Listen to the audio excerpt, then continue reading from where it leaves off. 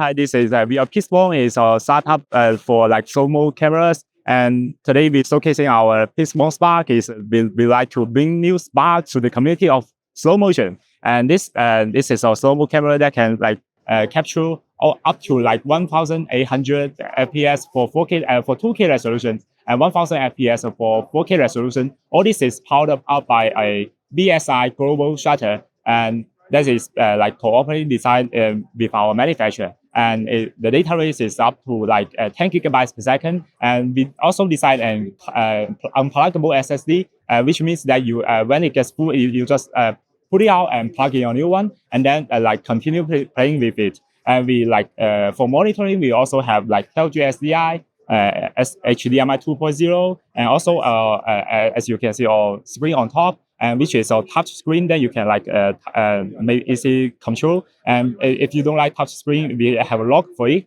and you can lock the touch screen and use the screen button to do all controlling. And also we have a like external port which has GPIOs and serials. You can do programming to control the camera. And we also have pogo pins here. You can connect our grip or handle to control the camera. Also, yeah.